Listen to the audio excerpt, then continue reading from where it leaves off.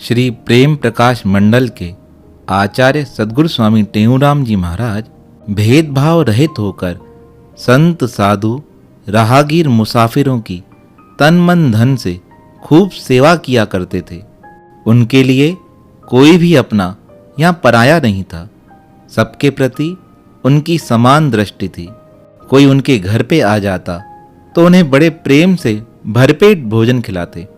उनका कहना था, सब में भगवान की व्यापकता है और सब कुछ भगवान का है।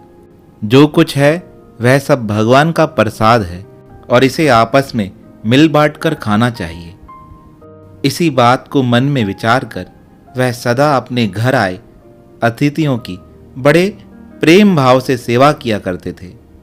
इसी प्रकार एक बार दोपहर के समय जब वह अपने गांव खंडों में विराजमान थे, तभी वह घर के बाहर खड़े थे। तभी अचानक एक अंग्रेज अधिकारी घोड़े पर सवार होकर कहीं जा रहा था।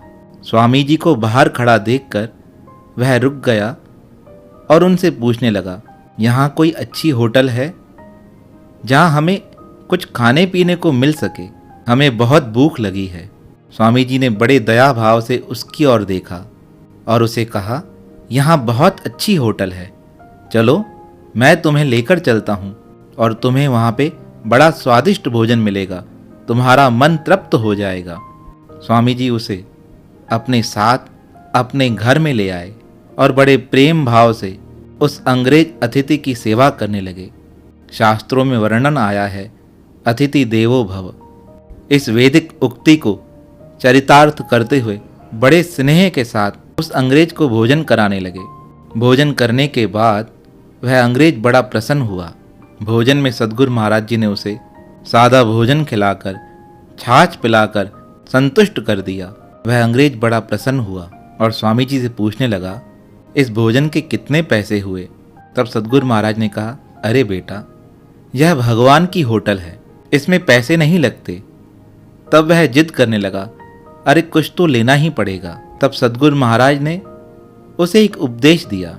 कहा, आज तुम राहगीर बनके अतिथि बनकर मेरे घर पर आए हो तो मैंने तुम्हारी सेवा करके तुम्हें संतुष्ट कर दिया है। अगर तुम्हें कभी जीवन में ऐसा मौका मिले, तुम्हारे घर कोई आ जाए, कोई अतिथि तुम्हारे पास आ जाए, तो तुम उसको भोजन कराकर उसे संतुष्ट कर देना। तुम जो उसकी सेवा करोगे उससे ही मेरा मन बड़ा संतुष्ट हो जाएगा। सद्गुरु महाराज ने यह सेवा करके हम सबको यह उपदेश दिया, अगर हमारे घर पर कोई मेहमान आ जाए तो हम उससे भोजन पूछें। अगर हमारे पास भोजन की व्यवस्था नहीं तो उससे जलपान पूछें। अगर जलपान भी ना हो सके तो उसके साथ मीठा व्यवहार करें, क्योंकि अतिथि भगवान का स्वरूप होता है। कहते हैं, जिस घर में अतिथि आता है उस घर को बड़ा सौभाग्यशाली माना जाता है। पर दूसरी बात यह भी है, जिस घर से अतिथि खाली लौट जाए, कहते हैं उस घर के सारे पुण्य नष्ट हो जाते हैं। सद्गुरु महाराज ने अपने जीवन में जो घटना घटित करके हमें संदेश दिया है, हमें उनसे सीखना है कि हमारे घर पर कोई भी आ जाए वह खाली ना जाए, उसे संतुष्ट करके बाद में अपने घर से विदा करें। ऐसे आचार्य सद्गुरु स्वामी टेऊराम जी महाराज जो घर आए हर अतिथि को अपना मानकर उसकी सेवा करते थे और भगवान के दिए अन्न पर सबका अधिकार मानते थे, और अपने घर में जो अन्न क्षेत्र चलाया था उसे सद्गुरु महाराज ने भगवान की होटल का नाम दे रखा था। ऐसे पुण्यमय महापुरुष के श्री चरणों में हमारा बारंबार प्रणाम है, प्रणाम है, प्रणाम है।